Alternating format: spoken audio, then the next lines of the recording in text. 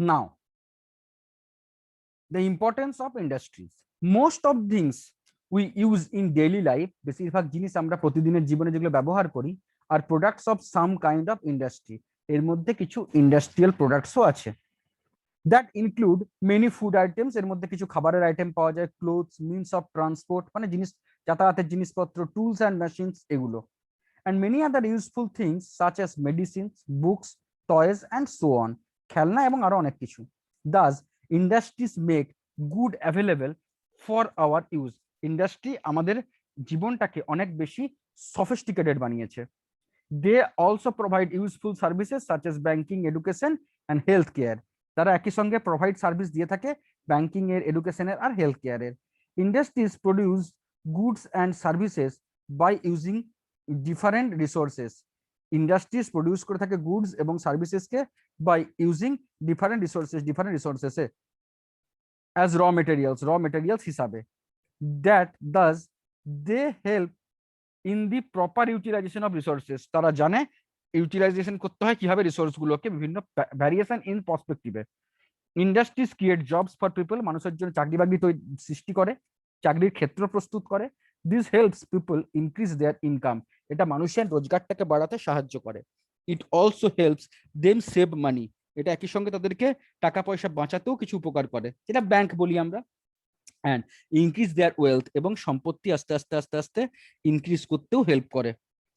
So industries help people become richer, industries পিপলদেরকে help করে অনেক বেশি বড় লোক হতে।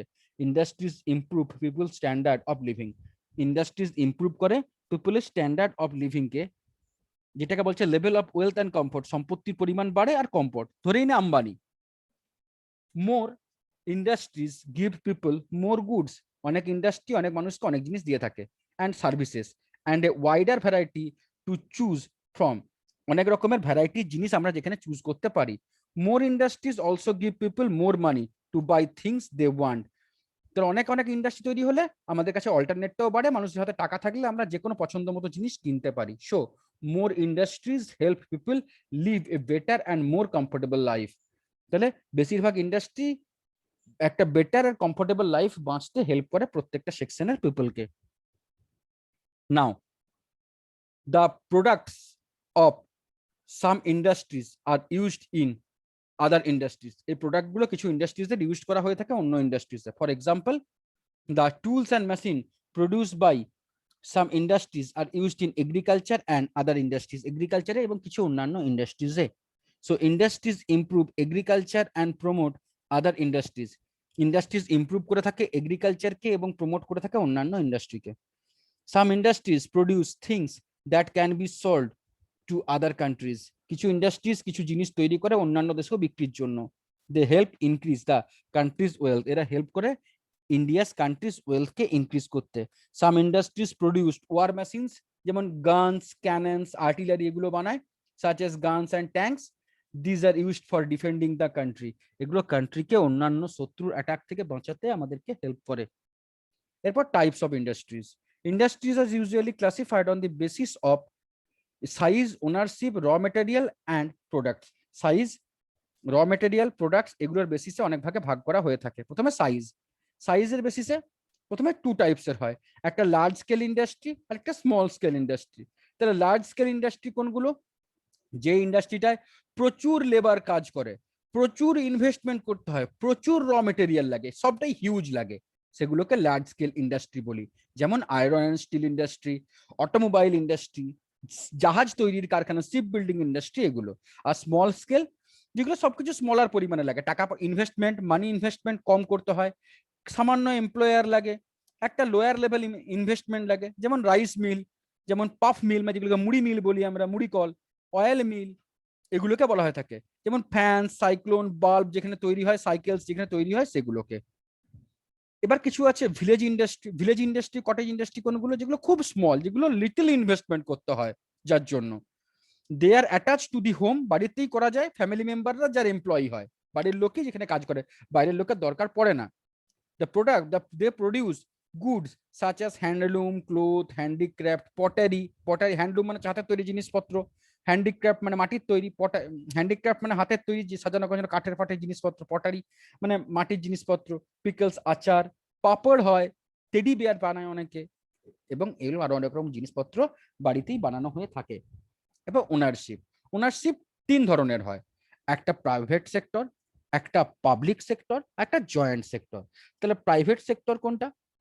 একটা ইন্ডাস্ট্রি তৈরি হয়, একটা industry owned by a individual or a group of individual, মানে একজন মানুষ অথবা কয়েকজন মিলে, বিজনেসম্যান মিলে, কয়েকজন ব্যবসায়ী মিলে একটা ইন্ডাস্ট্রি যখন বানায় তাকে প্রাইভেট সেক্টর ইন্ডাস্ট্রি বলে। আচ্ছা, একটা ইন্ডাস্ট্রি যখন সরকার তৈরি করে, যেখানে যেটাকে আমরা সরকারি চাকরি বলি, যেমন স্কুল, যেমন সরকারি স্কুল, সরকারি কলেজ, সরকারি বিশ্ববিদ্যালয়, সরকারি হাসপাতাল, এগুলোকে আমরা প্রাইভেট সেক্টর ইন্ডাস্ট্রি বলি, sorry public sector, very sorry, public sector industry বলি। আর যেখানে অনেক ক্ষেত্রে প্রাইভেট আর পাবলিক দুটো কম্বাইন্ড জয়েন্টলি ওয়ার্ক করে, দুজনেরই ইনভেস্টমেন্ট দিয়ে একটা ইন্ডাস্ট্রি বানানো হয়, তাকে জয়েন্ট সেক্টর ইন্ডাস্ট্রি বলি। For example, Tata steel limited, এটা হচ্ছে private sector. Salem steel plant, এটা হচ্ছে private sector, under the steel authority of SAIL. SAIL মানে হচ্ছে steel authority of India limited, যার হেডকোয়ার্টার আছে নিউ দিল্লিতে।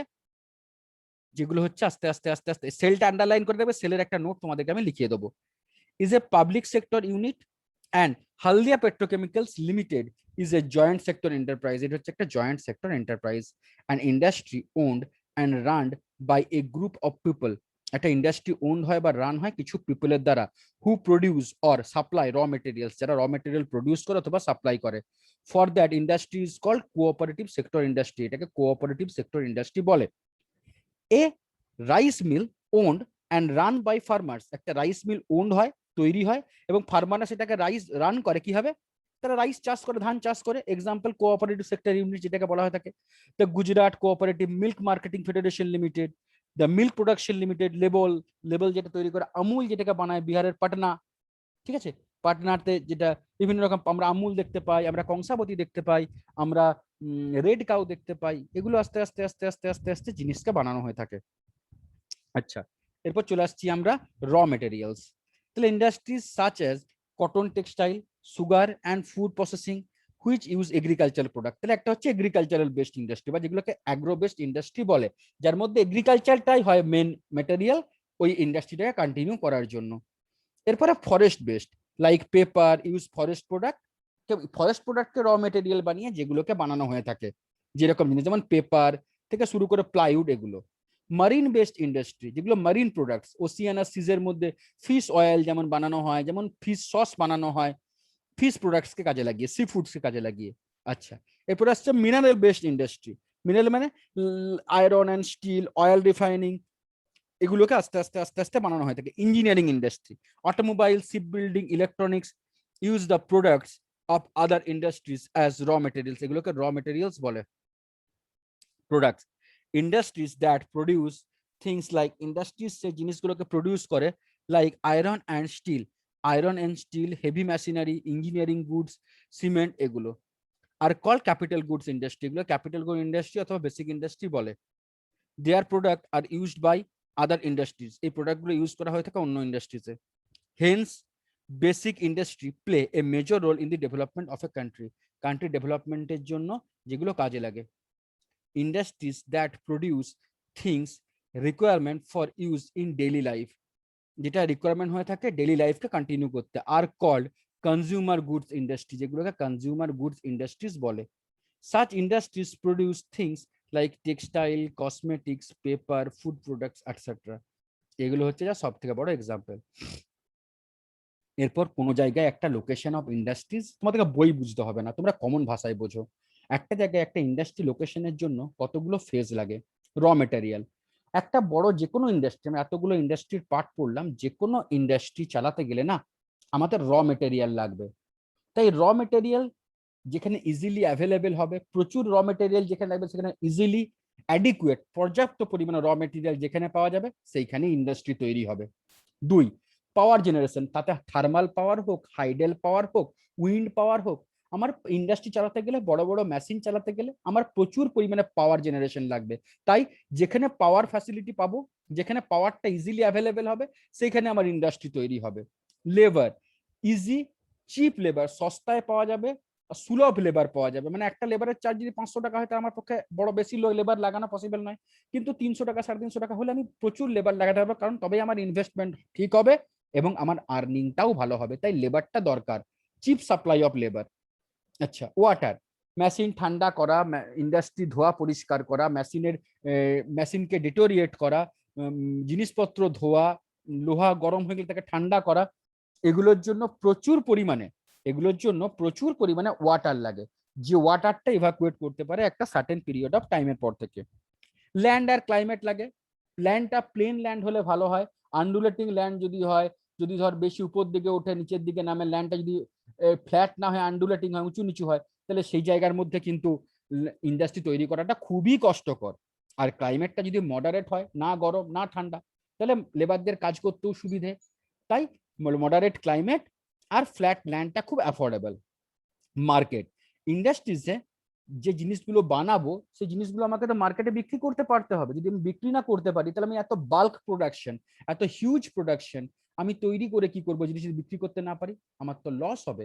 তাই যেটা তৈরি করবো সেটা যেন বিক্রি করতে পারি, তার জন্য নিয়ারেস্ট টাউনশিপ দরকার। কলকাতা, বম্বে, ম্যাড্রাস, মানে যেটাকে আমরা চেন্নাই বলছি এখন, মুম্বাই, ব্যাঙ্গালোর, হায়দ্রাবাদ, এরকম মেগা সিটি দরকার জিনিসপত্র ওই জায়গায় সেল করতে। তাই ইন্ডাস্ট্রিগুলো গ্রামে গ্রামে না হয়ে নিয়ার দি সিটিজ হয়।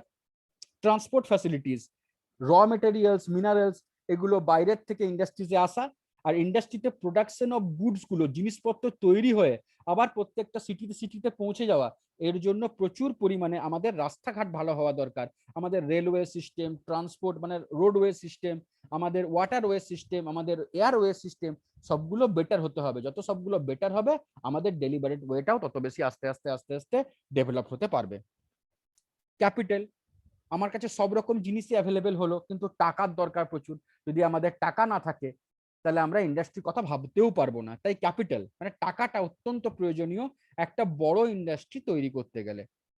গভর্নমেন্ট পলিসি বলতে sometimes government makes the particular location attractive to industries to providing land, tax concession, এইরকম ছাড় দিলে, পলিটিক্যাল কন্ডিশন ভালো হলে, ট্যাক্স ছাড় পেলে বেশি, তাহলে বাইরের থেকে বড় বড় ইন্ডাস্ট্রি দেশে আসতে চাইবে এবং তারা দেশে এসে বড় বড় কারখানা তৈরি করবে, যেগুলো আমাদের ইন্ডাস্ট্রিকে আস্তে আস্তে আস্তে আস্তে বড় থেকে বড় জায়গার দিকে নিয়ে যাবে।